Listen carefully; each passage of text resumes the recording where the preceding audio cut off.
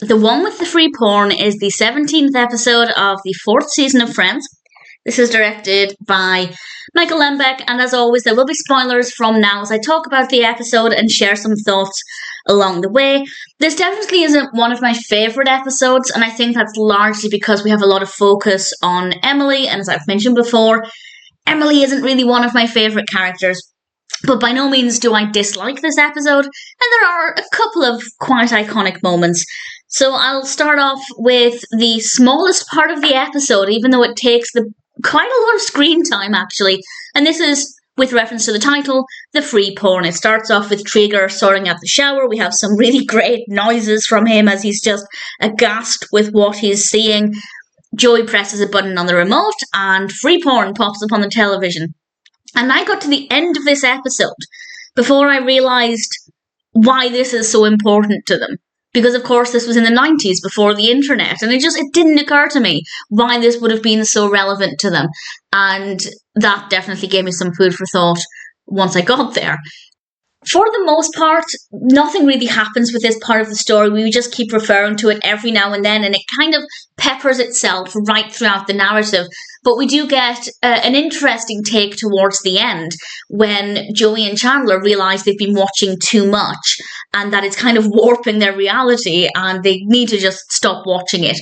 And I feel like there's a message in there about balance and having too much of a good thing if you want to see it, but it's definitely just a kind of light-hearted part of the episode. We do also find out very, very briefly that Joshua is now in a relationship with Rachel. She calls him her boyfriend, and I think it's nice that we have a little bit of establishment of what that relationship is currently, because the previous episode focused quite heavily on that, so it's nice to have a little bit of confirmation there that they are still pursuing that without actually focusing on it.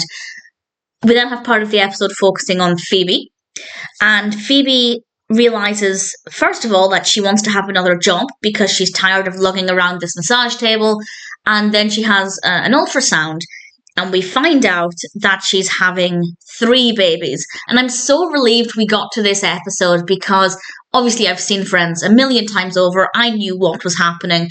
But whenever I've talked about her pregnancy up until this point, it's been really difficult to not refer to the babies, plural. So I'm really glad that if you are watching the show and you've not seen any future episodes, I can actually refer to them as babies and the triplets. And she tells Frank and Alice, and they're initially really excited, which is really lovely to see. And I really enjoyed their reaction. But then Phoebe kind of puts a damper on it when she mentions that it's going to be significantly more expensive to raise 3 children than it would be to raise 1. And she starts to panic, worrying that she needs to help them out financially, and she starts to find other jobs, and she tries to sell knives very briefly. And then she finally comes up with a plan, and we have what I consider to be a pretty iconic moment, or I guess phrase in Friends, when they have the idea for Relaxy Taxi. And then we find out that actually Relaxy Cab was a better idea. And it's nice that Phoebe is excited about this. She's feeling like she's able to contribute. That being said, I don't think it's necessarily Phoebe's responsibility. I wish Phoebe didn't feel like she was having to contribute financially. Of course she wants to help out her brother, but just because she's carrying the babies, it's not her fault that she's having triplets. And I feel like part of her maybe feels responsible for this. And the episode maybe didn't do the best job of reassuring her that that's not the case. So if anybody does watch it and they are a surrogate and they are providing more babies than expected, I'd like to think that they wouldn't feel responsible for that financial burden. And of course, you can't put a price on the love of children, but I can understand where they're coming from. If you suddenly realise that your expenses are tripling, it's going to be a little bit scary. But I think the episode could have done a slightly better job at reassuring Phoebe that while it's okay for her to want to help out her brother, she shouldn't feel financially responsible for giving them triplets. And I think the episode also could have done a bit of a better job at focusing on the joy of having these 3 children. They so desperately wanted babies, of course, that they're getting 3 of them. They were, as we saw, initially really excited about this. I think it could have been a bit more balanced. It's not a huge deal, just something I think could have been done a little bit better. And then we get to Emily.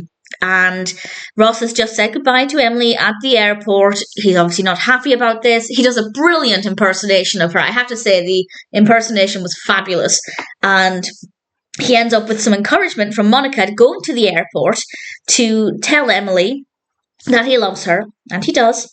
And she says thank you.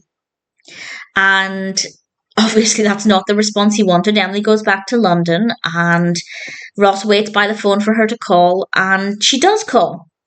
But unfortunately, we learn that there's somebody else, and this makes me like Emily even less. Because while she had somebody else back in England, she was spending this time romantically with Ross. She was cheating on this other person, Colin, with Ross. And that's not acceptable. So Emily is really not a likeable character at all. Not a likeable character in the slightest. And I don't know if that was intentional. I feel like maybe she should have been a likeable character. I don't know if they brought her in and thought, okay, let's give Ross a girlfriend, but let's make her unlikable. I don't know if that was a conscious decision or if we are meant to like her and they were maybe making her more human by giving her these flaws, but I personally just think she's a very unlikable person, not a very nice person, very selfish in a lot of ways. I mentioned in the previous discussion that actually there are bits about her that came across as quite nice. She was very appreciative of the surprise party and she seemed to really enjoy that, and she was interested in learning more about Ross's life and looking at photos of him and things. So there are some good qualities, but there are so many negatives that I can't get on board with her as a character. Ross decides he's going to go to London to surprise her, and the next thing we know, Emily turns up at the apartment because she came back to New York. She can't find Ross, and she ends up calling her apartment. And what I will say is there might be a bit of a continuity issue here because he phones her from London, but Emily is from Shropshire. We found that out a couple of episodes ago. So I don't know if I'm missing something. I've seen these episodes many times. I've never been able to resolve that, but I could be missing something. But as far as I know, he went to London and she's from Shropshire, as her uncle told Rachel when he asked Rachel to take her to see Die Fledermaus. So I think that might be a continuity issue. I'm not sure, but it irritated me more than I'd like to admit. And then we hear the phone call, the voice message, which seems a little bit unrealistic because I find it hard to believe that you could hear a voice message through a window. Otherwise, that means everybody can literally hear every conversation you have inside the comfort of your own home. Voice machines were not that loud. I say were not as if they don't exist anymore, but certainly I don't remember them being that loud. I'm really overanalyzing this. I'm not a fan of this episode, and I guess I'm just nitpicking at this point. It's not a good episode in terms of the focus on Emily, because I don't like Emily, but also we have a potential continuity issue, and also I just don't believe that Ross would have been able to clearly hear what was being said. And the fact that Emily said to her neighbours, if you're listening, go away, not the words she used, but the point there is that there's no way her neighbours would have been able to hear that. I could be wrong, but it just seems a little bit hard to believe. And when you stack that on top of the other aspects about Emily that is not great in this episode, that part of the episode doesn't work for me very well.